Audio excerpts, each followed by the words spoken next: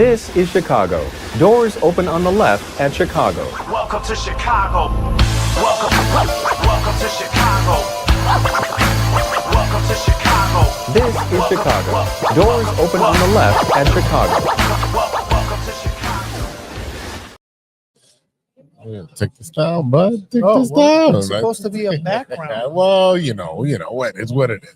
Welcome to Chicago. We are live at Casa Humilde, not an empty seat in this place for the Chicago Bears game versus the Steelers, and at 7700 Madison Street Madison in Forest Park. Come on down. I tried putting a dent in this pozole, but Yeah, the pozole pot. I'm gonna put it up. It's a pot. Dude, There's a at big this. ass pot of pozole. and I was eating this for like 15 Lift minutes. it up to the camera because lift it up more. There you go. That's it. Yeah. Yeah. Pot of pozole. I have dinner. We had what was it? The Mexican corn as well. Yep. Definitely. How was your smash burger? What do you mean? You inhaled it. Yeah, of course. It's the best. 21-17 Pittsburgh Steelers. Bears are playing very sloppy. Turning the ball over on running. Caleb is erratic. A little bit, yeah. Yeah. So bit. yeah, we're not looking good. Yeah, it's a very up and down performance right now. I just the inconsistencies. Caleb sailing the ball a few times. The biggest mistake he's had is obviously the decision to try to escape TJ Watt in the end zone. No. And again, you have to know the situation. You have to know where you're at on the field. Right. And I understand TJ Watt comes free. He's right in your face off the jump, right? You have to go. I know you're going to take a sack, but you got to get out of the fucking end zone. You can't stay in the end zone and try to dance around them. You have to get out of the end zone. Give yourself the opportunity to go ahead, punt the ball away, maybe potentially flip the field, have them whatever. But you protect the football, and they didn't protect. Caleb didn't protect the football. He didn't make the right decisions. Honestly, the right decision was to take a sack forward, not in the end zone. Yep. So again, sloppy all around. The defense has been playing well up until that fucking fourth down and one where they got caught out of position, and Kenneth Gainwell took it damn near to the house, and they finished off the drive after that. But again, just inconsistency. You see the trouble with the lack of depth. The linebacker Ruben Hippolyte, I'm sorry, I know he got hurt, but I'm sorry. Just another Poles bust, another Poles blown pick. Yeah, so that's what he is, a fourth round pick. Where we were desperate for other positions, and you decided to get not even a special teams quality linebacker at this point. The guy should be a practice squad player, and you got him out here starting for you, and it's just disappointing time and time again. And I said, I understand they're secondary players, right? But this shouldn't be. This should already have been correct. You should already have depth at those positions. The thing is that you drafted very poorly early on for Ryan Poles in his career, in his tenure here with the Bears. Otherwise, there would be depth at these positions. But let's get off Ryan Poles right now. It's just too inconsistent from offense, defense. Caleb Williams, everybody's just too inconsistent at this point for me. There needs to be a come to Jesus moment in that locker room right now, because the Pittsburgh Steelers are playing like they're trying to get into the playoffs. Yep. And the Chicago Bears look like they're still trying to figure out what to do.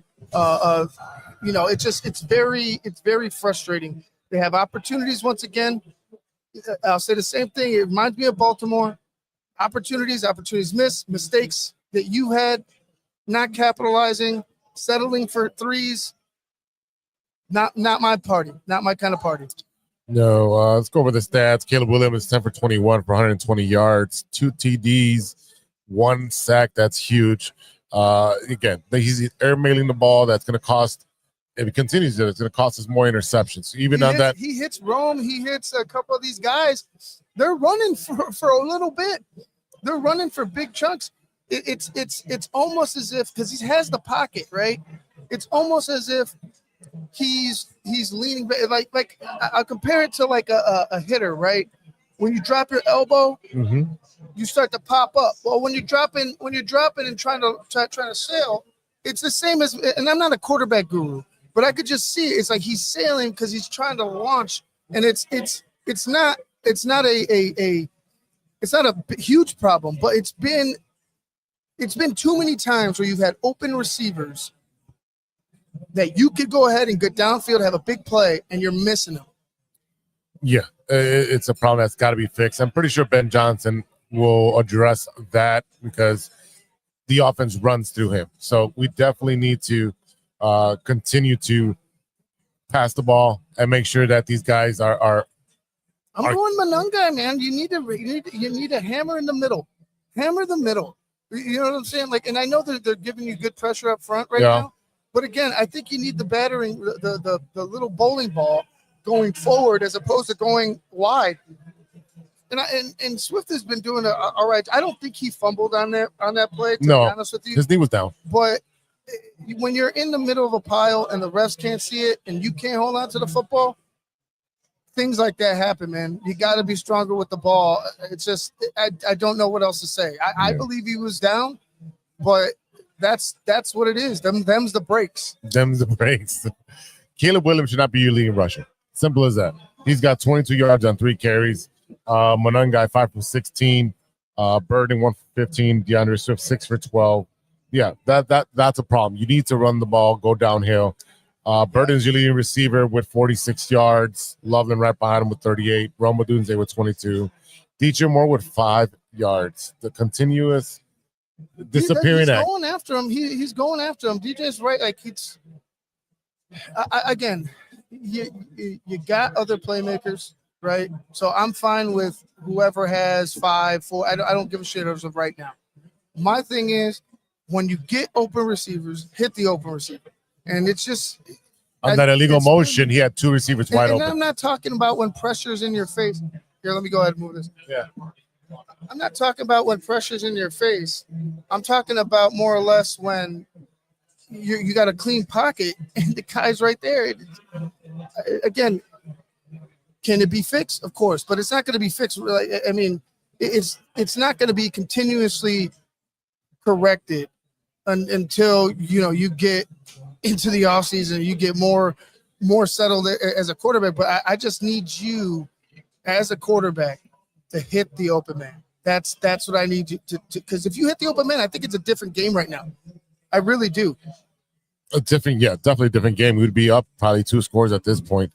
Again, second half adjustments. You have to run the ball. Monungai and Swift need to be major contributors to get this offense going.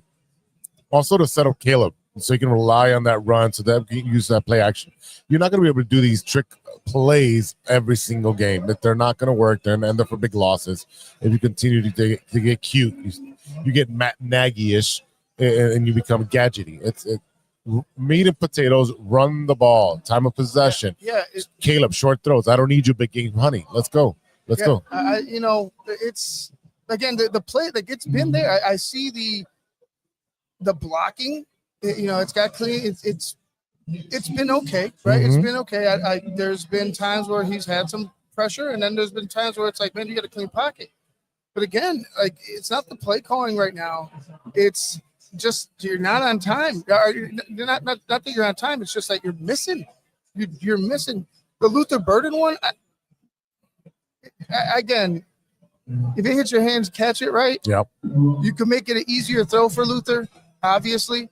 But just too inconsistent all around, and it's not just Caleb; it's all around too inconsistent. And it's getting frustrating because you have all these weapons.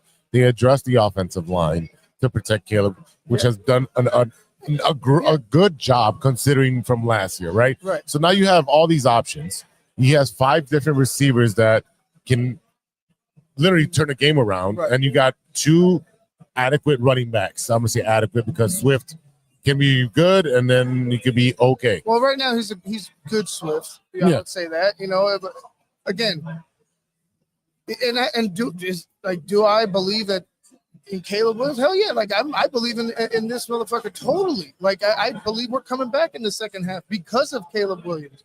But again, when we talk about what Caleb Williams can be and where he is, there's still work to be done. Yeah, there's a lot more meat on that bone. So we are going to be back for the. Oh no, we're doing another prediction. Do you want to change your score?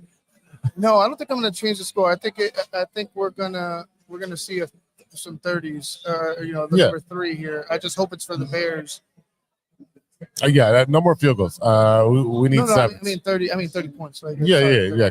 They got 17 right now, and Steelers has 21. I think the Steelers get the ball back in the second half. Correct? Yes, that is correct. So we need to hold them down, get a 3 and out, and flip the field, and start pushing. Got to put the pressure on them to be successful. I would say go ahead and fight fire with fire and start dialing up some of these under routes, right? Start getting your receivers on some call some deeper routes, and then start hitting the underneath routes with some chunks to get pick up some chunks like they've been doing.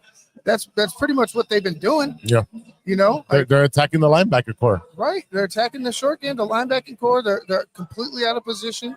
We saw there was one play where you have the ability to make the stop, but you just don't have Ruben Hippolyte gets eaten up. And again, we've talked about this. People who watch Draft Mob on TTNL, people who, when Hippolyte was broken down, the first thing when I cut that tape, right, the first thing I told Shane and I told Phil later, I think I told Phil.